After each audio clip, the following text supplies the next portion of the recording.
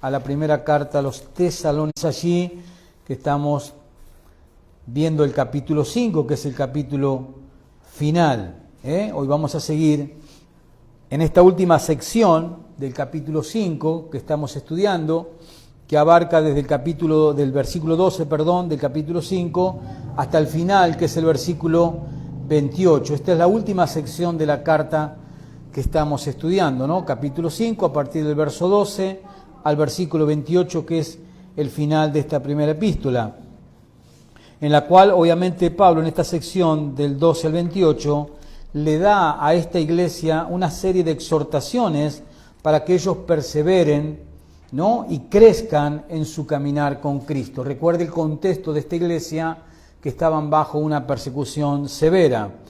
Y vimos en los versículos 2 y 13, donde Pablo les habló de que la iglesia tenía que reconocer, y no solo reconocer en esos versículos 12 y 13, sino que también tenía que valorar a aquellas personas que los estaban liderando. Fíjense allí el versículo 12 y 13, dice: os rogamos, hermanos, dice Pablo, que reconozcáis, o sea, que valoren, que tengan en mucha estima a los que trabajan entre vosotros y os presiden, o sea, los lideran en el Señor y os amonestan. Verso 12, y que los tengáis en mucha estima y amor por causa de su obra.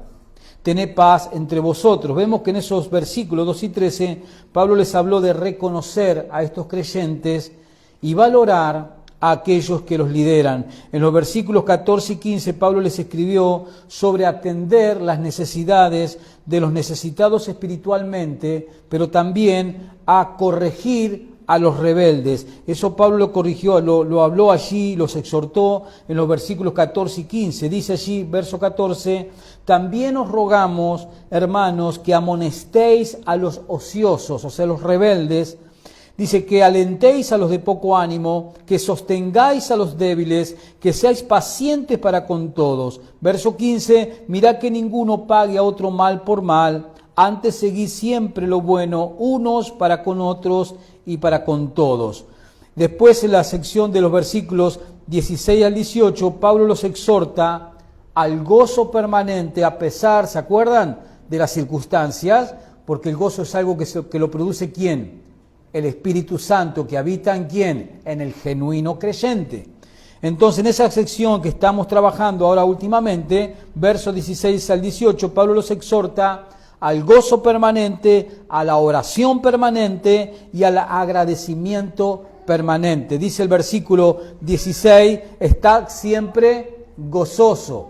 Es implícito esto en cuanto a un mandamiento que está haciendo el Espíritu Santo a través del apóstol Pablo a estos creyentes y por implicación a nosotros. Que nos está diciendo el Espíritu Santo ahora que lo estamos leyendo: estén siempre gozosos a pesar de las vicisitudes. Dice el verso 16, estad siempre gozosos. Verso 17, orad sin cesar. Y el verso 18, da gracias en todo, porque esta es la voluntad de Dios para con vosotros en Cristo Jesús. Entonces podemos ver claramente que Pablo los está exhortando a tres cosas. Los está exhortando al gozo, los está exhortando a la oración y los está exhortando ¿a qué? A que sean agradecidos. Dice el verso 18, dad gracias en todo. Bueno, ya los dos primeros versículos los cubrimos, está siempre gozoso, ya lo estudiamos, y el domingo anterior estuvimos estudiando orar sin cesar. Hoy vamos a cubrir este versículo que falta, que es el versículo 18, donde el apóstol Pablo les dice a estos creyentes: den gracia en todo. ¿Por qué? Porque esta es la voluntad de Dios para con vosotros, o sea, para los creyentes. La voluntad de Dios es que el creyente sea ¿qué? Agradecido. Que el creyente sea agradecido. Da gracia en todo, porque esta es la voluntad de Dios para con vosotros en Cristo Jesús. Y obviamente lo opuesto a ser agradecido, ¿qué sería? Desagradecido. No se precisa ir a la universidad, ¿no?, para llegar a esa conclusión. Lo opuesto a ser agradecido es ser desagradecido. ¿no? Y obviamente que ser desagradecido, y esto es un punto importante, es la esencia misma. El ser desagradecido es la esencia misma de un corazón no regenerado. La esencia misma de un ser humano que no ha sido transformado por la gracia de Dios, la esencia de ese corazón es ser no agradecido.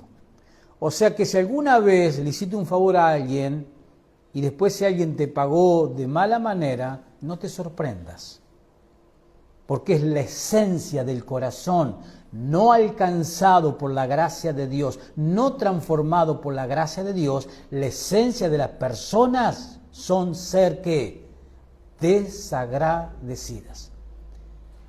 Y eso no se limita a que no sea tu pariente, porque inclusive dentro de nuestra misma parentela hay gente desagradecida, porque es la esencia misma de un corazón no regenerado, es ser ¿qué? Desagradecido.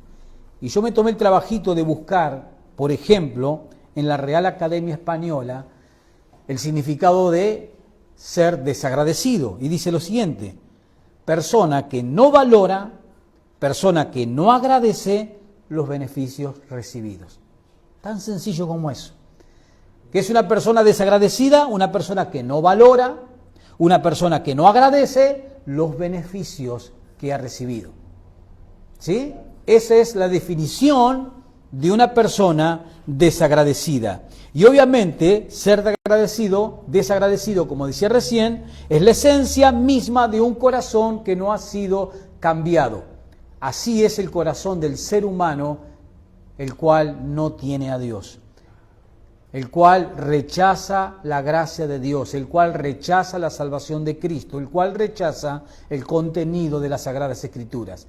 Ese ser humano vive la vida siendo desagradecido todo el tiempo, primeramente con Dios y después con sus semejantes, todo el tiempo.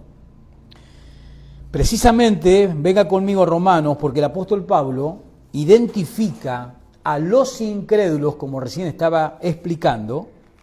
El apóstol Pablo identifica a los incrédulos como personas, ¿qué dije recién yo? Que la persona que no fue regenerada, ¿cómo es en esencia? Desagradecida. Entonces el apóstol Pablo nos va a mostrar que él identifica a los incrédulos como personas que desagradecidas. Romanos capítulo 1. Romanos capítulo 1, versículo 18, para tomar un poco el contexto. Romanos 1, versículo 18. Dice allí la palabra del Señor: porque la ira, ¿no? El juicio de Dios, la ira de Dios se revela ¿desde dónde?